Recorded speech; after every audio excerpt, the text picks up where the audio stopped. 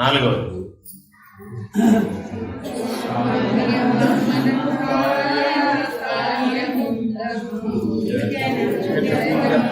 ఏమైనా శృతి ఉందంటారా? డబ్బాలో రాళ్ళు పోసినట్టు చదువుతూ ఉంటారు. ఓ శృతిలో చదవచ్చుగా. ఇందాక ఎట్లా చదివించారండి పాపం ఆయన? నేను ఇలాగే చదివించానా ఉండేటప్పుడే.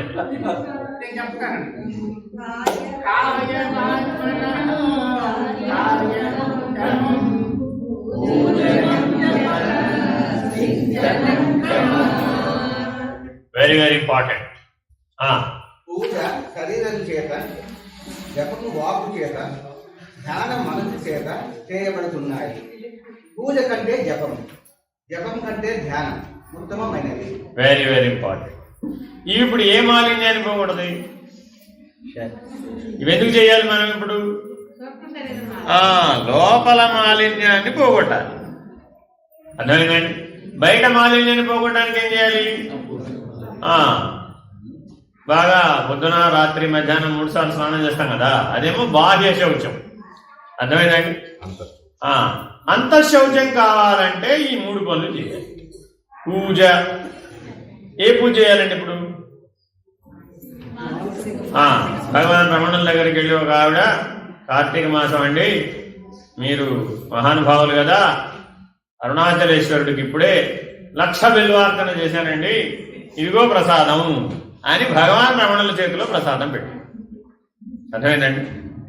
వారు ఏమన్నారంటే, అయ్యో ఆ చెట్టుని 1,00,000 సార్లు గిల్లేవా, నిన్ను కూడా ఓ 1,00,000 సార్లు గిల్లితే ఎలా ఉంటుందో చూసుకోమన్నారు.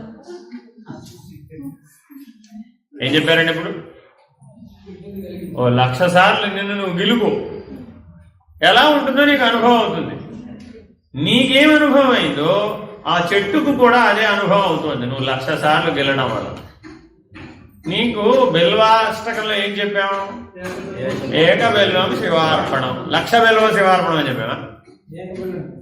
నేను 1,00,000 బిల్వార్పణం అని చెప్పినాడు. విశేషం. అక్కడ ఏమైంది? విశేషం. మరి విశేషం చేస్తే బహిర్ముఖం అవుతావా అంతర్ముఖం? మరి బహిర్ముఖం చేస్తే అంతఃశౌచం ఎట్లా వస్తుంది? నువ్వు పూజ దేనికోసం చేయాలి? అంతఃశౌచం కోసం చెయ్యాలి. కానీ చేసేది ఎక్కడ చేస్తున్నావు? విశేషంగా చేసావు. పైగా అది కూడా అప్పుడేమైంది? బహిర్ముఖంలో ఇంకా బలపడిపోయింది. సామాన్యంగా చేస్తే కొంతవరకు పర్వాలా, దాన్ని విశేషంగా చేసేటప్పటికి ఏమైంది? ఇంకా బలపడిపోయేటప్పటికి మరి అప్పుడు మల విక్షేపాలు బలపడ్డాయా బలహీనపడ్డాయా? ప్రతిరోజు పూజ చేసినప్పుడల్లా నిన్ను నువ్వు చూసుకోవాలి. హారతిచ్చే సమయానికి నీ మల విక్షేపాలు పూర్తిగా హారతైపోవాలి. అందుకే చివరి ఉపచారం ఏమిటి? హరతి ఇది హారతి. హారతి అంటే ఏంటి? హరతి ఇది హారతి. నిన్ను హరింపజేసేది ఏదు? నిన్నంటే నీ అహంకారాన్ని. నీ అహంకారానికే కదా మల విక్షేప దోషాలు. కాబట్టి పూజ పూర్తయ్యేటప్పటికల్లా నీలో ఉన్న మల విక్షేప దోషాలు పోయి సర్వస్వ శరణాగతి ఏర్పడాలి. తల వంచి నమస్కరిస్తామా, తల ఎత్తి నమస్కరిస్తున్నామా? చూసా ఇందాక షోడశోపచార పూజ జరిగినప్పుడు ఎంతమంది తల వంచి నమస్కరించారో చూశాను. చూసుకోవాలి మిమ్మల్ని మీరే. తల వంచి నమస్కరించండి, నీ కిరీటం ఏదో పోయినట్టు. అర్థమైందండి? ఎందుకని? అహంకారం. నేను తల వంచలేదు. అర్థమైందండి?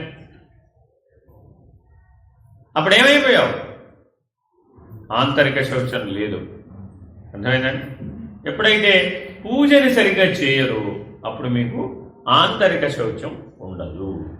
ఈ ఆంతరిక శౌచానికి సంబంధించిన పూజలు చేయాలి అంటే 8 పుష్పాలు కావాలి. ఈ పూజ చేయాలంటే ఏం కావాలి? 8 పుష్పాలు కావాలి.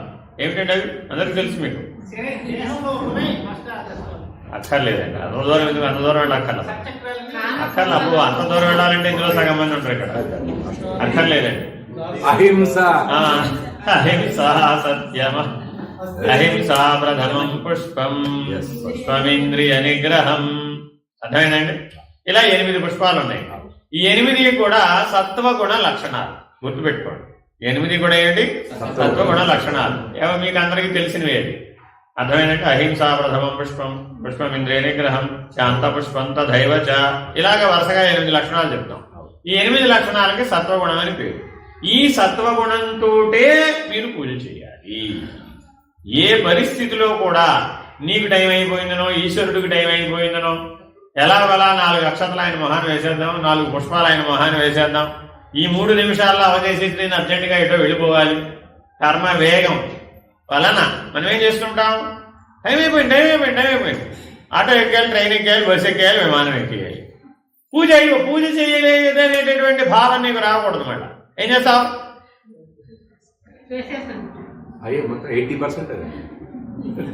అయిపోయింది. 30 సెకండ్లకు ఒకసారి చెయ్యి కదుపుతాడన్నమాట. 3 సార్లు చేయగలిగితే అయిపోయినట్టే ఏమైపోయిందా? నెక్స్ట్ ఈ పూజకి అమ్మ నేను ఇంతకంటే చేయలేనయ్యా బాబు. చివరి మాట ఏం చెప్పాడు? మిగిలిన 24 గంటల 36 నిమిషాలు ఏం చేసావు అంటే అర్థం ఏమిటి? శ్రద్ధ లోపించింది. రాజసికమైన శ్రద్ధ, తామసికమైన శ్రద్ధ. ప్రతిదానికి ఏదో కారణం చెప్తాడు. వాడిని అడిగాము, ఊరే ఒక 10 నిమిషాలు ఎందుకు నువ్వు పెట్టుకోలేకపోయావు? ఓని 100 నిమిషాలు కాదు, 10 నిమిషాలన్నా పెట్టుకోవాలవుతా? చాలదండి. అందుకని పెద్దలు ఏం చేశారంటే ఈ ఒక్క సూత్రానికే మీ 24 గంటల్ని విభజన మార్చమన్నారు. 6 గంటలు నిద్ర, 6 గంటలు నీ లౌకిక వ్యవహారం, నువ్వేమన్నా చేసుకో. 6 గంటలు నిద్ర, 6 గంటలు నీ లౌకిక వ్యవహారం. అక్కడికి నువ్వు పరిమితించుకోవాలి. నీకు నువ్వే పరిమితించుకోవాలి, ఎవరు నీకు చెప్పరు. మిగిలిన 12 గంటలు ఏం చేయమంటారండి? చాలా వేస్ట్ కదా. పైనుంచి కిందకి వాట్సాప్ తిప్పమని కాదు. అర్థమైందండి? 6 గంటలు స్వాధ్యాయం చెయ్యాలి. 6 గంటలు ఏం చేయాలి? సాధన చేయాలి. నువ్వేం చేస్తావు? 6 గంటలు సాధన చేయాలి, 6 గంటలు స్వాధ్యాయం చేయాలి. ఏమండి 6 గంటలు వరుసగా నన్ను సాధన చేయమన్నారు, ఇంతకంటే నన్ను ఏదైనా జైల్లో పెట్టచ్చు కదా అనిపించింది వెంటనే. వాళ్ళకి తెలివితేటలు చాలా ఎక్కువ ఉన్నాయి, అందుకే అలా చెప్పలేదు. 4 సంఖ్యలలో 4 1.5 గంటలు చెయ్యి. ఉదయం 6 గంటలకి ఇటు 45 నిమిషాలు, అటు 45 నిమిషాలు. మధ్యాహ్నం 12 గంటలకి అటు 45 నిమిషాలు, ఇటు 45 నిమిషాలు. సాయంత్రం 6 గంటలకి ఇటు 45 నిమిషాలు, అటు 45 నిమిషాలు. అర్ధరాత్రి 12 గంటలకి ఇటు 45 నిమిషాలు, అటు 45 నిమిషాలు. 6 గంటలు అయిందా? ఏం ఆయాసం లేదుగా, 4 సార్లు చేసేవుగా, ఇబ్బంది ఏం లేదుగా. మధ్యకాలంలో ఏం చేయాలి? చేస్తూ పోవాలి. ఇలా నీ 24 గంటల కాలాన్ని ఇలా స్పేసింగ్ మార్చుకోవాలన్నమాట. నేనేమంటారండి? స్పేసింగ్ అంటారు. సరిగా ఒక సరైన పద్ధతిలో టైం షెడ్యూల్లో పెట్టాలన్నమాట. మా బాస్ ఒప్పుకోడండి, మీ ఇష్టం వచ్చినట్టు నేను చేస్తానంటే నా ఉద్యోగం ఉండదండి, పోతుంది. అప్పుడు ఏం చేయాలి? నిన్ను ఈ పూజలన్నీ ఎక్కడ చేయమన్నావు? బాగా అన్ని ఇంటి నుంచి క్యారేజీలో పట్టుకుని భోజనం పట్టుకెళ్ళినట్టుగా పూజా సామాగ్రి అంతా ఆఫీస్కి పట్టుకెళ్ళి చేయమన్నావా? చేయడం లేదు కదా. చేసే పనిలోనే లోపల ఏం చేయాలంతా? ఇదంతా అష్టవిధ పుష్పాలతో లోపల చేయాలి పూజ. తర్వాత ఏం చేయాలి? చేయగా పూజ విసుగు వచ్చేసి, పూజ చేయడాలు ఏం రావాలి? నీకు విసుగు రావాలి. ఎందుకని? ఇంతకాలం చేస్తాను ఇదే పూజ, ఇంతకంటే పై క్లాస్కి ఎక్కాలా అవుతా? నేను అసవాలా అవుతా? ఎప్పుడు పూజనా? అదే పసుపు, అదే కుంకుమ, అదే అక్షతలు, అదే పూలు, అదే అన్ని తేవడం. మనకి ఇష్టం ఉన్నా లేకపోయినా ఆవిడ మీద వేసేయడం, ఆయన మీద వేసేయడం, ఓ పని అయిపోయింది అనుకోవడం. ఈ పూజ వల్ల లాభం లేదు కదా. మరి కాబట్టి ఏం చేయాలట? జపం. నెక్స్ట్ మెట్ ఏం చేయాలి? జపం. పూజ చేత శరీరం శుభ్రపడుతుంది, జపం చేత వాక్కు శుభ్రపడుతుంది. వాక్కు శుభ్రపడడం అంటే ఇప్పుడు మన వాక్కు మాలిన్యంతో ఉందా, శుద్ధంగా ఉందా? మాలిన్యంతో. అంటే వాక్కుకి 2 లక్షణాలు ఉండాలి, శుద్ధి, సిద్ధి. వాక్కుకి ఏముండాలండి? శుద్ధి, సిద్ధి. మనకున్నాయి అంటారు. ఎందుకని జపం లేదు, అసలు జపమే లేదు. జపం ఎన్ని స్థాయిలో చేయొచ్చు? 3 స్థాయిలో చేయొచ్చు. ఉపాంశం బయటికి చెబుతూ చేయవచ్చు, పెదవులు కదుపుతూ చేయవచ్చు, మానసిక. మనస్సుతో కూడా చేయవచ్చు. ఒకటి దానికంటే మరొకటి గొప్పది. ఉత్తమమైనటువంటి, గొప్పది కాదు, ఉత్తమమైనది. ఎందువల్లంటే మిమ్మల్ని అంతర్ముఖం అవడానికి అది ఉపయోగపడుతుంది. ఉత్తమమైందంటే అర్థం మళ్ళీ అష్టలక్షలు వస్తాయని కాదు. దానివల్ల ఏం జరుగుతుందంటే బహిర్ముఖం నుంచి అంతర్ముఖం అవడానికి ఎక్కువ అవకాశం ఏర్పడుతుంది. ఇలా గనక నువ్వు ఉంటే నీకు వాక్శుద్ధి కలుగుతుంది, వాక్సిద్ధి కూడా కలుగుతుంది.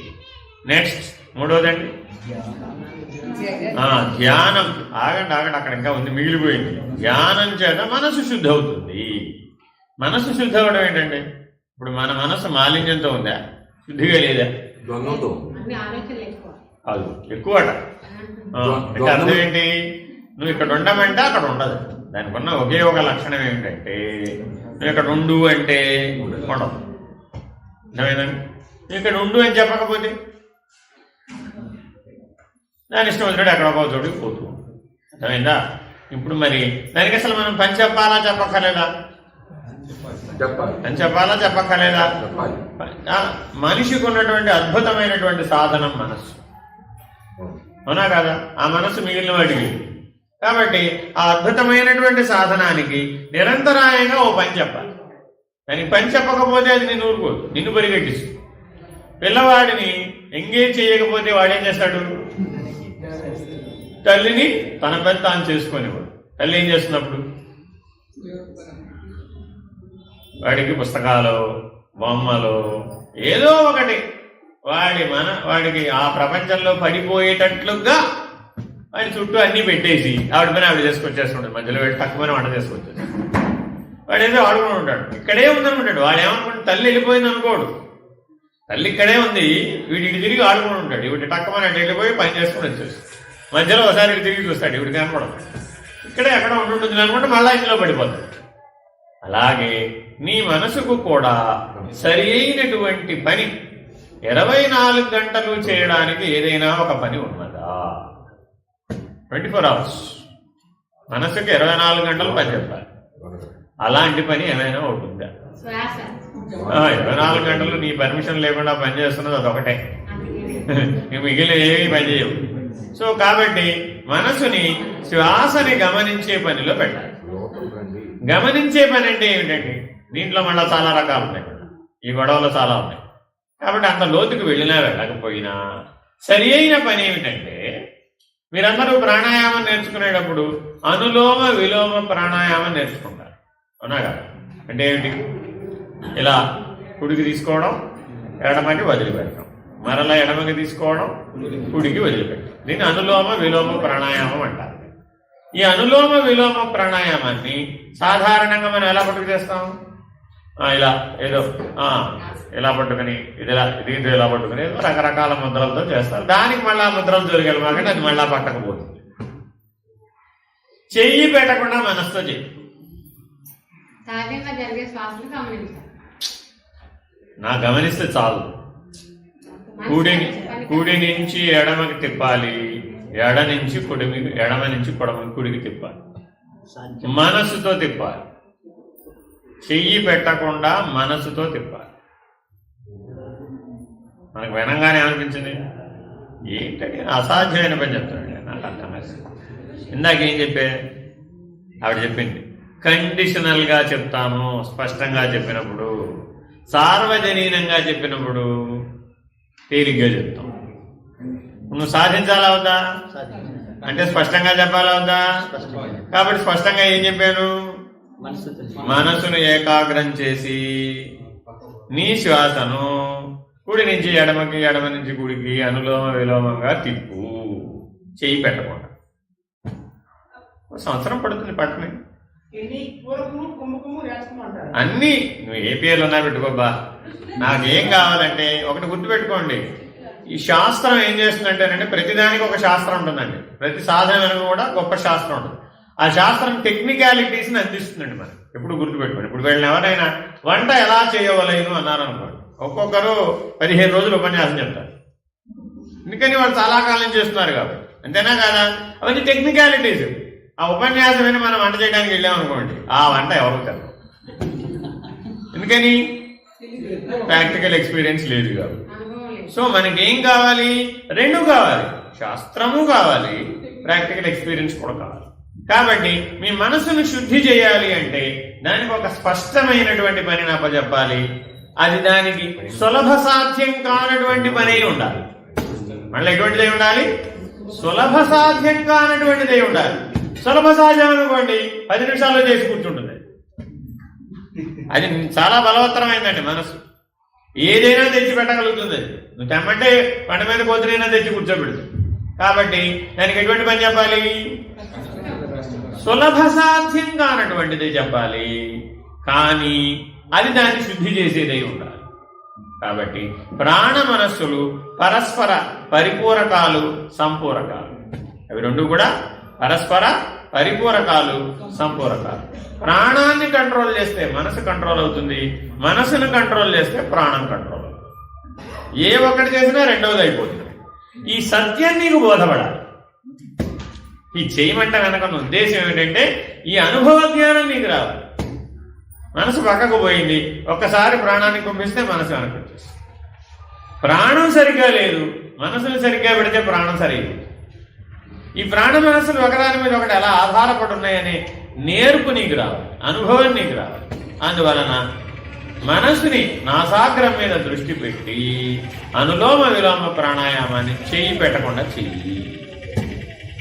అప్పుడేమైపోయింది? ఇంకా మనసు ఢిల్లీనో అమెరికానో వెళ్ళదు. ఒకవేళ వెళ్ళిందే అనుకోండి, అప్పుడు ఏమైపోతుంది? ఇది తెగిపోతుంది, వెంటనే తెలిసిపోతుంది నీకు. ఇప్పుడు మనసు పక్కకు పోయినప్పుడు తెలియటల్లా మనకి, సుదూరం పోయినాక తెలుస్తుంది. అది ఒక అడుగు పక్కకు తప్పగానే తెలుసుకుంటే ఏం చేయవచ్చు? అప్పుడు దాన్ని వెంటనే సరి చేయవచ్చు. పిల్లవాడు ఒక తప్పు చేసినప్పుడు సరి చేయడం సులభమా, 100 తప్పులు చేసినప్పుడు సరి చేయడం సులభమా? ఒక తప్పు. మరి ఇప్పుడు మన మనసును ఏం చేసాం? ఒక తప్పు అప్పుడు సరి చేయడంలే, అది 100 తప్పులు చేసిన తర్వాత దాన్ని సరి చేయడానికి బాగా ప్రయత్నం చేస్తాం. ఆలోచించాలి అవసరం. కాబట్టి ఈ సాధన కనుక నువ్వు ఎప్పుడైతే చేస్తావో అప్పుడు దాన్ని ఒక్క అడుగు పక్కకు వేయగానే దాన్ని మళ్ళా స్వస్థితిలో ప్రవేశపెట్టవచ్చు. అలా జాగరూకుడవై ఒక స్థాయి కంటే ఒక స్థాయికి ఈ సాధనని పెంచుతూ పోవాలి. ఉత్తమమైనటువంటి సాధన దిశగా మనం పూర్తి చేయాలి. ఈశ్వరార్పితం నిశ్చయాకృతం చిత్తశోధకం ముక్తి సాధకం. తర్వాత మనః కార్యముత్తమం పూజనం జపం క్రమాత్. అర్థమైందండి? పూజ నుంచి జపానికి, జపం నుంచి చింతనం. ధ్యానం అంటే చింతనం అండి, గుర్తుపెట్టుకోండి. జ్ఞాన మార్గంలో ధ్యానం అని అనం, దాన్ని ఏమంటారండి? చింతనం. ధ్యానం అంటే అది యోగ ప్రక్రియలో భాగమైపోతుందండి, మళ్ళీ అదో కూడా వస్తుంది. అందుకని చాలా జాగ్రత్తగా వాడాలి ఈ ఉపదేశంలో. చింతనం క్రమా. ఏం చేస్తే శరీర ప్రాణమనో బుద్ధులు ఆత్మస్థానంలో, హృదయ స్థానంలో నిలబడతాయో దానికి చింతనం అని పేరు. ఏం చేస్తే అవి హృదయ స్థానంలో నుంచి పక్కకు పోతాయో దానికి చింత అని పేరు. సింపుల్. నీ ప్రాణం, నీ మనస్సు, నీ బుద్ధి హృదయ స్థానంలో ఉండకుండా పక్కకు పోయినాయి అనుకోండి, దానికి ఏమని పేరు? చింత. హృదయ స్థానంలో ఉండేట్టుగా ఉన్నాయి అనుకోండి, చింతనం. కాబట్టి నీ ముక్తికి హేతువు చింతనం, నీ బంధానికి హేతువు చింత. నీ బంధానికి హేతువు చింత, నీ ముక్తికి హేతువు చింతనం. Very very important. అర్థమైందండి? చింతనం కళ్ళు మూసుకుని చేయాలా, కళ్ళు తెరిచేయాలా? చింతనం కళ్ళు మూసుకు చేయాలా, కళ్ళు తెరిచేయాలి? చింతనం కళ్ళు తెరిచేయలేరా? ధ్యానం అనేటప్పుడు కళ్ళు మూసుకు చేయాలనుకుంటాం, వచ్చిన చిక్కది. అందుకని వాళ్ళు ధ్యానం అనలేదు, చింతనం. జాగ్రత్త, స్వప్న, సుషుప్తి 3 అవస్థలలోనూ చెయ్యాలి చింతనం. 3 అవస్థలలోనూ హృదయ స్థానంలోనే ఉండాలి, చింతగా మారకూడదు. ఏమండి, ఒక ప్రశ్న వేసుకుందాం. దుఃఖం చింతనంలో ఉంటుందా, చింతలో? చింతలో. ఎవరికైనా అనుభవం ఉంది కదా? మీకు దుఃఖం ఎప్పుడూ కూడా చింతనంలో ఉండదండి, చింతలో ఉంటుందండి. ఎందుకనండి? దానికి ఒక సూత్రం ఉందండి. చింత చితివలే బ్రతికున్నప్పుడే కాలుస్తుంది. చింత చితివలే బ్రతికున్నప్పుడే కాలుస్తుంది. ఎందుకు అసలు మనం అంత దూరం వెళ్ళాం? నాకు అదే చింతండి బాబు, వీడేమవుతాడు, వాడేమవుతాడు ఏమిటో వాడికి చింత లేదు, ఈవిడకు. చూడండి ఎంత విషయం. మీరు ఎవరినైనా పలకరించండి, పెద్దవాళ్ళని పలకరిస్తే ఏమండి ఏమిటి విశేషాలు అని అడిగారు అనుకోండి, ఏం చెప్తారు? వాడే ఏమైపోతాడు అని చెప్తాండి బాబు. ఎవరిని కాల్చింది ఇప్పుడు? ఎవరికి చింత ఉంటే వాడినే కాల్చింది. అర్థమైందండి? ఇప్పుడు చింతనం అప్పుడేమైంది? ఇంకా నిన్నేం చేయదండి అది. అర్థమైందండి? చింతనం పాజిటివ్ లో ఎక్స్ట్రీమ్ హైయెస్ట్, చింత నెగటివ్ లో లోయెస్ట్. ఇది మైనస్, అది ప్లస్. అర్థమైందండి? మనకి ప్లస్ అంటే ఇష్టం కదా, కానీ చేసేటప్పుడు మాత్రం మైనసే చేస్తాం. మరి అప్పుడు ఫలితం ఎట్లా వస్తుంది? నీ ఆచరణలో చింత ఉండి ఫలితంగా దుఃఖం రావద్దంటే పోతుందా? ముఖ్యమైన విషయం, ఇక్కడ ఉన్న వాళ్ళలో సగం మంది తల నెరిసిన వాళ్లే కనపడుతున్నారు కాబట్టి చెప్తున్నా. నేను కూడా ఆవేశే కాబట్టి. తల నెరిసిన తర్వాత ఒక వృద్ధాప్యంలో మనకి బాగా వచ్చేటటువంటి అంశం ఏమిటంటే చింత. అర్థమైందండి? వృద్ధాప్యంలో వచ్చేటటువంటి లక్షణం ఏమిటంటే చింత. ఎందుకని? ఏమన్నా చెయ్యబోతాడా? అశక్తుడు. పోనీ ఊరకుండాడా? ఊరకుండలేదు. అర్థమైందండి? ఏదో వాడు చేయాలని అనిపిస్తుంది, కానీ శరీరమేమో అశక్తం. ఇప్పుడేం చేయాలి? 60-20. మనసు ఎక్కడ ఉండిపోయింది? 20. అర్థమైందండి? శరీరం ఎక్కడికి పోయింది? ఇప్పుడు ఇలా ఉన్నప్పుడే చింత వస్తుంది. ఎప్పుడు గుర్తుపెట్టుకోండి, మీరు నిజ వర్తమానంలో ఉన్నప్పుడు మీకు చింత ఉండదు. కాబట్టి దీనికి సరి అయినటువంటి దీక్ష ఏమిటంటే నిత్య వర్తమానము, నిజ వర్తమానం. ఈ క్షణంలో ఉంటారు. ఇప్పుడే సత్యం. గతం లేదు, గతం నాస్తి. భవిష్యత్తు ఊహ, గతం జ్ఞాపకం. వృద్ధాప్యంలో ఎవరైనా మీరు పరగంచాలనుకోండి, ఏమంటారు? నా చిన్నప్పుడు అంటాడు. ఇప్పుడు ఆ 20 ఏళ్ల క్రితం విషయం ఇప్పుడు ఉందా? ఆ పరిస్థితులు ఇప్పుడు ఉన్నాయా? లేవు. ఇప్పుడు ఈయన చెప్పిన పాఠం అమలు చేయడానికి వీలవుతుందా? కాదు. ఆ విషయం ఆయనకు తెలుసా తెలీదా? తెలుసు. ఈ కొమ్మ మీద నుంచి ఆ కొమ్మ మీదకి, ఆ కొమ్మ మీద నుంచి ఈ కొమ్మ మీదకి. ఈ కొమ్మ గతం, ఆ కొమ్మ భవిష్యత్తు. ఈ 2 కొమ్మల మీద మనసు ఊగిసలాడుతూ చింత అనే వ్యాధికి గురవుతుంది. వృద్ధాప్యంలో వ్యాధులు దేని వల్ల వస్తాయంటే చింత వల్ల వస్తాయి. దేని మిగిలిన దాని వల్ల రావడం. ఏదో శరీరం కృషించిపోయినా అదంతా చాలా తక్కువ. నీకు వచ్చే వ్యాధులలాగా 10% ఉంటాయి. చింత కనుక కలిగిందంటే నీకు 100% వ్యాధులు వచ్చేస్తాయి. కావాలంటే చూసుకోండి. పిల్లవాడు ఏదో ఒక కారణం చేత కర్మవశాత్తు వాడి జీవితం బాగోలేదు. ఆ తల్లికి చింత కలుగుతుందా? కలగదా? ఏమైపోతుంది? ఇలా పడిపోతుంటుందండి. కారణం ఏముండదు. ఆవిడ అడిగామనుకోండి, ఏం చెప్తాం, పెదవి విరిచేసి.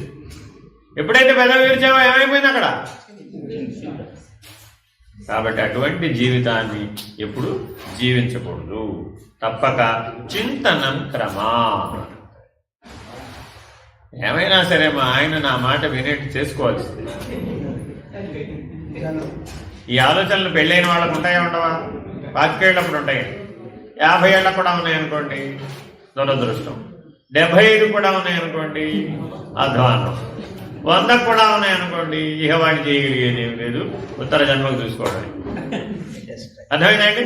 కాబట్టి ఎవరినో నేను సాధించాలి, ఎవరినో నేను స్వాధీనపరుచుకోవాలి మనం చేసే ప్రయత్నం అంతా దేనికి కారణమవుతుంది? అది అవదండి. ఆ పని అవ్వదు ఎప్పటికీ. అది ఎప్పటికీ నీకు అట్లాగే మనసులో బాధగా మిగిలి. అర్థమైందా? ఏమిటోనండి 30 ఏళ్లతో నుంచి ఆయనతో కలిసే ఉన్నాను, ఆయన మాత్రం నా మాట కదా. పాపం అడిచాను. మరి ఎప్పటికవుతుంది? ఆ చింత అలాగే ఉండిపోయి చిట్ట చివరికి మరణ వేదనలో ఈశ్వరుడు ఏం చెప్తాడు? లెటెస్ట్ ట్రై అగైన్, మరోసారి ప్రయత్నం చేద్దాం, లెటెస్ట్ ట్రై అగైన్. ఎందుకని? వచ్చేసరికి ఈవిడ పురుషుడు కదా. అర్థమైందా? ఆయన ఎందుకు ఆ మాట చెప్పాడు? వచ్చేసరికి ఈవిడెవరు? పురుషుడు కదా. అప్పుడు ఆపోజిట్ కదా. వాడు ట్రై చేశాడు, అప్పుడు ఈవిడికి అనుభవం వస్తుంది అనమాట. ఓ ఇదే అనుభవం వచ్చేస్తుంది. అర్థమైందండి?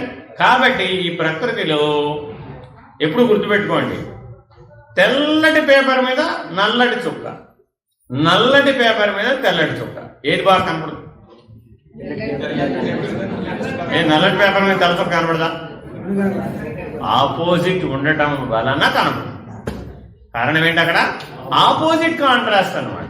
మన మనస్సు ఎప్పుడూ కూడా సేమ్ కాంట్రాస్ట్ ఒప్పుకోదండి. నాకు అంత ఆనందంగా లేదు. ఆపోజిట్ కాంట్రాస్ట్ అయ్యగానే అర్థమైందండి? అదే నీ చింతకు కారణమవుతుంది. అందువలనే వేదాంత సభలలో కానీ ఆశ్రమాలలో కానీ స్పెసిఫిక్ డ్రెస్ కోడ్, ఇలాగే వేసుకోవాలి, ఇలాగే ఉండాలి, ఇలాగే చెయ్యాలి, నియమాలన్నీ స్పష్టంగా ఉంటాయి. అతిక్రమించడానికి ఒప్పుకోరు. యాక్చువల్గా ఈయన మొన్న మెసేజ్లో అది పెడతాడేమో అనుకున్నాం, అందరినీ వైట్ డ్రెస్ వేసుకురావాలి అని పెడతా. ఆ డ్రెస్ పెడితే రారేమో, అది రాయిపోయింది. సగం మంది రారేమో అనుకుంటా. అర్థమైందండి? ఏం అందులో దోషం లేదండి, పొరపాటు పడుతున్నారు. అర్థమైందా? మరి మీరు కానీ మనం ఏం చేసాం? భ్రాంతిగతంగా ఆలోచించడం అలవాటు చేస్తాం. కలర్ఫుల్ గా ఉంటేనే నాకు ఆనందం అనే భ్రాంతి ఇక్కడ పడిపోయింది. Something is wrong. మీరు చూడండి, మౌంట్ ఆబూకి వెళితే ప్రజాపతి బ్రహ్మకుమారి ఈశ్వరీయ విశ్వవిద్యాలయం, వేల మంది, 10,000 మంది మొత్తం వైట్ డ్రెస్ పైన ఉంటారు. ఏం దోషం వచ్చింది? ఆనందంగా ఉంటారండి, అద్భుతంగా ఉంటారు, ప్రశాంతంగా ఉంటారు. ఎక్కడ చూసినా మీకు సత్వగుణం. ఒక్క మాట అసలు మీరు ఇప్పుడు ఇట్లా స్వరం పెంచి కూడా ఎవరు మాట్లాడరండి, అసలు ఒక్కరు కూడా మాట్లాడరండి. ఇదే ఎక్కువ అండి, ఇదే ఎక్కువ. ఇంకా నేను వాడితో చాలా కాలం ఉన్నా. మరి మనం ఎక్కడో పొరపాటు ఆలోచిస్తున్నావా లేదా? ఏమైపోతున్నాం? ఎంతకంతకి బహిర్ముఖం, ఎంతకంతకి బహిర్ముఖం. ఎంతగా బహిర్ముఖానికి వెళ్లే కొద్దీ మనలో చింత అంత పెరిగిపోతుంది. ఎంతగా అంతర్ముఖానికి వెళ్లే కొద్దీ మనలో చింతనం బలపడుతుంది. ఎప్పుడైనా గుర్తుపెట్టుకోండి, నీకేదైనా ఒక చింత కలిగిందంటే నువ్వు నీ స్వస్థానంలో నుంచి బహిర్ముఖానికి వెళ్ళిపోయావు, దూరంగా వెళ్ళిపోయావు, అన్యంగా వెళ్ళిపోయావు. చింతనం కలిగింది, అద్భుతం, ఈశ్వరానుగ్రహం. నీ హృదయ స్థానం వైపు, నీ అంతర్ముఖం వైపు, నీ అంతరాత్మ వైపు నువ్వు స్థిరపడు. ఇలా జాగరూకులవై పూజ నుంచి జపానికి, జపం నుంచి చింతనానికి మనం ఎదిగి తప్పక ఉత్తమమైనటువంటి సాధనల ద్వారా ఉత్తమమైనటువంటి జ్ఞానాన్ని సముపార్జించాలి. హరి ఓం శ్రీ గురుభ్యో నమః. హరి ఓం.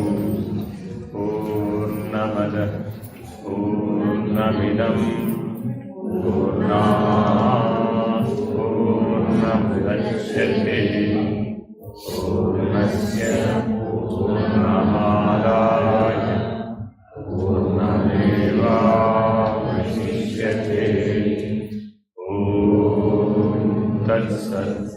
ఓం శాంతి శాంతి శాంతి. హరి ఓం శ్రీ గురుభ్యో నమః. హరి ఓం. నారాయణ నారాయణ. పునఃసమాగమం 2 గంటలు. దయచేసి ఎక్కడ